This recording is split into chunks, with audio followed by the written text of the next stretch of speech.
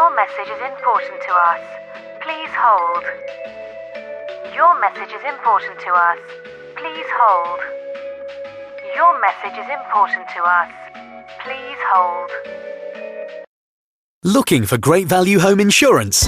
Don't go online for an anonymous corporation who takes your money and abandons you. Choose High House, your local insurance company. High House Insurance don't pay to be on comparison websites, so your premiums are better value. For a free, no-obligation quote, call 606 552. High House Insurance. Local, reliable insurance. High Street, Selsey.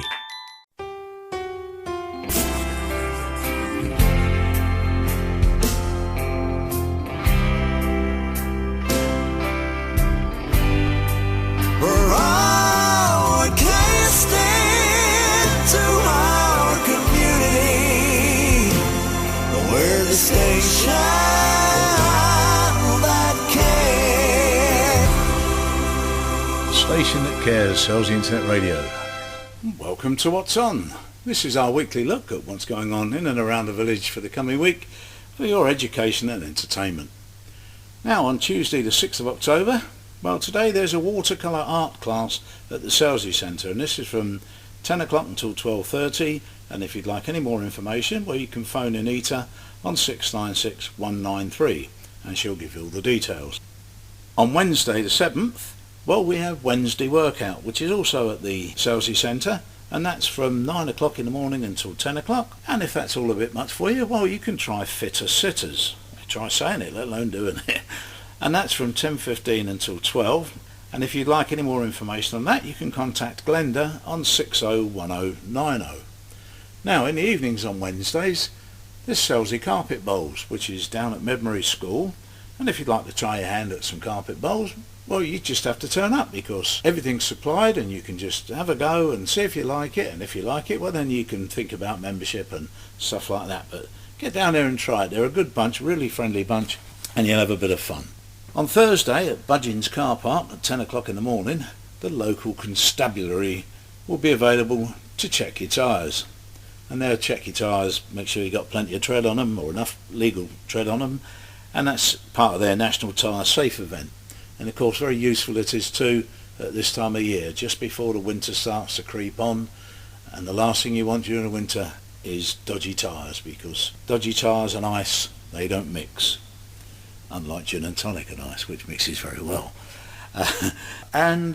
Also on Thursday at the Selsey Centre there's Junior Judo, and that's for the 6 to 14 year olds. That starts at 6 o'clock until 7:30. And then from 7:30 until 9 o'clock we have Senior Jiu-Jitsu. And if you'd like any more information on that, you can contact Mackenzie Smith on 607 110. Now on Saturday between 1 and 2 in the afternoon at the Viking Club, which is on Green Lawns on Bun Leisure, they have line dancing classes. And you know the best thing about them? They're free. Yes, they are. Yep, you can go along there from 1 till 2 and learn how to do some line dancing. Now, well, if you don't want to try your hand at it, but your other half does, well, we'll take your other half along to do the line dancing, and you can go in the bar and watch the big screen TVs with your favourite sporting events on, or you can have a game of pool. They've got a pool table in there, and there's even a small arcade so you can lose your money. Or you might even win some, you never know. That's Saturday afternoons from 1 till 2. Now Saturday evenings, that's when the big boys come out to play, and the people that really know what they're doing with line dancing. So if you'd like to watch some of that and listen to some great country music, because they have some very, very good acts on there, bands and solo acts, it'll only cost you £7.50 a ticket, but that's on a Saturday evening. They're a lovely bunch of people. It's run by Julie Davis, and her husband's the DJ there, and they welcome you with open arms. So get along there. Don't waste this opportunity in Selsey for a bit of live music, some line dancing and some good fun. Great fun evening out. And if you'd like some more information on that, well, you can visit Andy's website, and that's www.theviking.co.uk. Now on Sunday the 11th, there's a tabletop sale at the Selsey Centre, so you can get along there and find yourself a bargain. There's usually plenty of bargains to be had, and it's great fun raking through the tables and seeing what you can find. Now moving on to Monday the 12th, well, this is a busy day at the Town Hall, because at 4 p.m. There's a Selsey Neighbourhood Management Panel meeting where all locals are welcome to raise any concerns they may have. And you may well have some concerns, because what I've been hearing around the village over the past 2 or 3 days, and it is only rumour at this stage, we've not been able to confirm any of it, because we did try and contact Michael Fletcher from Landlink Estates, who was the chap that we interviewed earlier in the year, who guaranteed that the Asda project would go ahead because they had a contract to build the building, and Asda would have to take that contract for 25 years even if the shop stood empty. And it appears that Mr. Fletcher is not contactable at this time, and that he's actually taken a year-long sabbatical. So read into that what you will. Now, from the gossip that I've heard around the village, and mind, we all know what a good place it is for rumours to spread, is that Asda are pulling out, as are many supermarket chains now, not building new shops. And that means, of course, we won't have the Asda, and we won't have the petrol station, so we may not have the hotel, but of course it will leave room to build extra houses. And so we could end up with all the disadvantages with none of the promised benefits. So it might be a question worth asking if you go along there and see what the panel says, see if they've heard anything or see if they've got any answers. Now, also at the Town Hall on Monday is a cinema club, and Monday's showing is Queen and Country, starring Richard E. Grant, and it's a sequel to John Boorman's masterpiece Hope and Glory. And this film continues the story of Bill Rohan and how now in his adulthood he joins the army at the outbreak of the Korean War.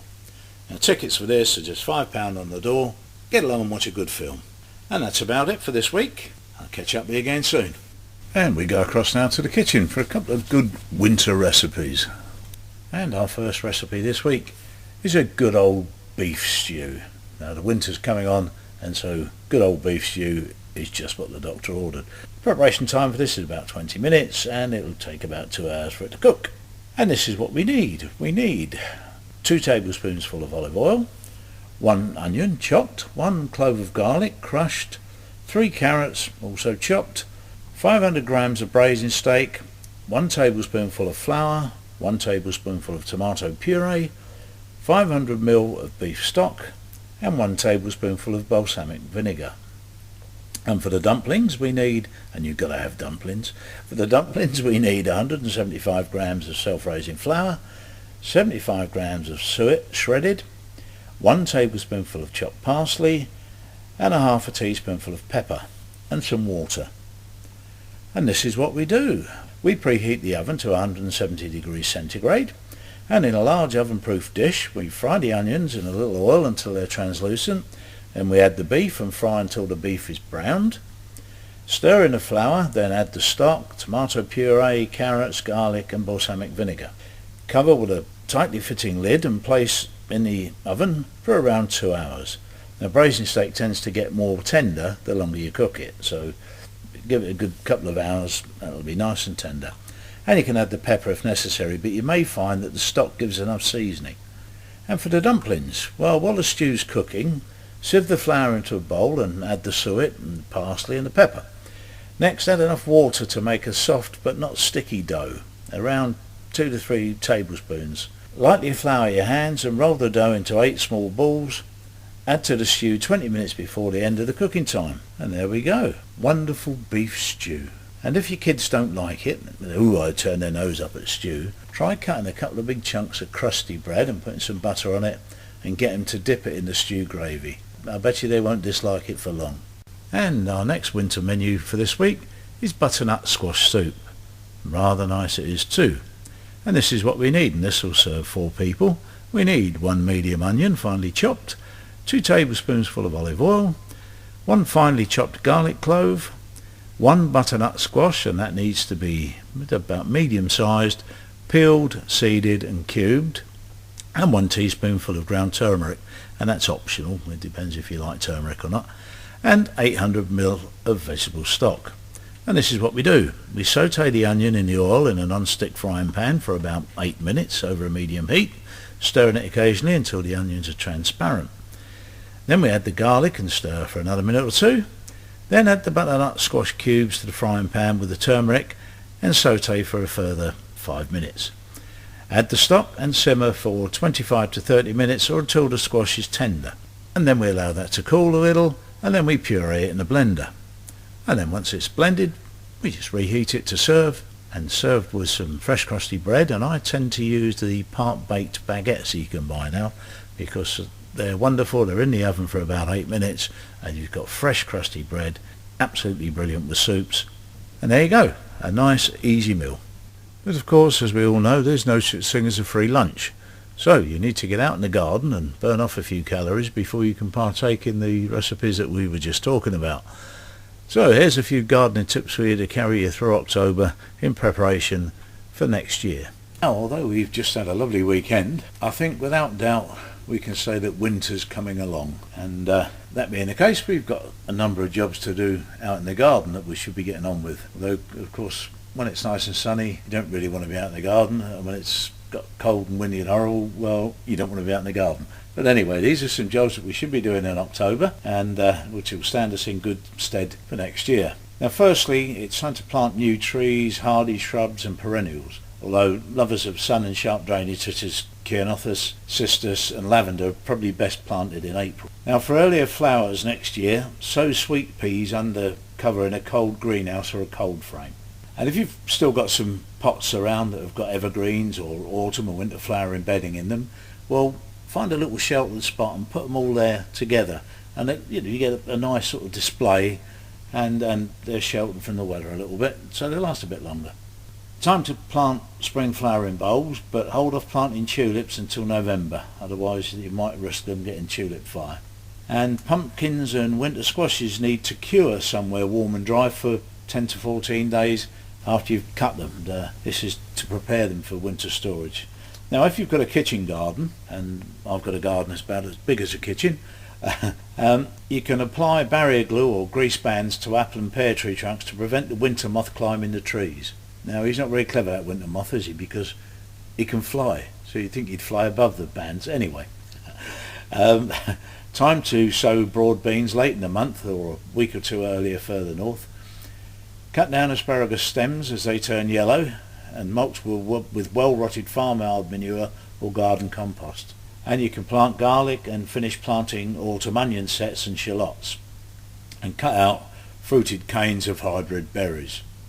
Now, for your lawns, you lay your turf on topsoil prepared about 8 inches deep and enriched with organic matter. If you're going to do that, do it now. Shred fallen leaves with a mower and add them to the compost heap for quicker decomposition. And of course, if your lawn's already there and laid, well, it's time to scarify and spike and top dress it if you didn't do it last month. And for anybody that's lucky enough to have an ornamental garden, well, it's time to divide perennials such as begonia, hardy geraniums and phlox, move evergreen shrubs if necessary while the soil's still warm, and reduce the heights of lavateria, buddleia and sambucus, chop them down by about a third to avoid the wind rock, and then prune them further in the spring. And it's a good time now to plant evergreen hedges early in this month, and deciduous hedging can be planted throughout the winter. So there's a few tips and a few things for you to be getting on with out in the garden before the weather gets too bad. The Weather Report. And here's the weather for the coming week. Well, it's going to be a wet and windy start to the week. Monday's going to be about 18 degrees, so not too cold, but 90% chance of rain and the wind at about 17 miles an hour, so quite wet and windy for Monday. Tuesday much of the same, with the wind picking up to around 21 miles per hour and temperature dropping by a degree or two there, down to possibly 17 or even 16. And the weather starts to break on Wednesday, and Wednesday we've got some cloud but some sunshine as well. Wind's still at 17 miles an hour, so it's going to be, the wind will make it feel a bit colder. Thursday is going to change completely. We're going to have a lovely sunny day on Thursday. The wind's dropped off right down as low as about 6 miles an hour. And Friday, just a 10% chance of rain, but mainly sunny, and wind at about 10 miles an hour. And on Saturday, broken cloud, bit of sunshine, bit of cloud, only a 10% chance of rain, winds picking up slightly to about 12 miles per hour. And that's it for the coming week up until Saturday.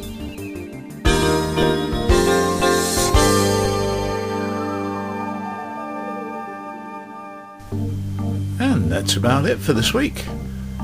Just leaves me to say thank you to our producer John Fletcher, and this is Keith Barnes saying thank you once again for your company. It's been a pleasure, and I hope to see you again soon.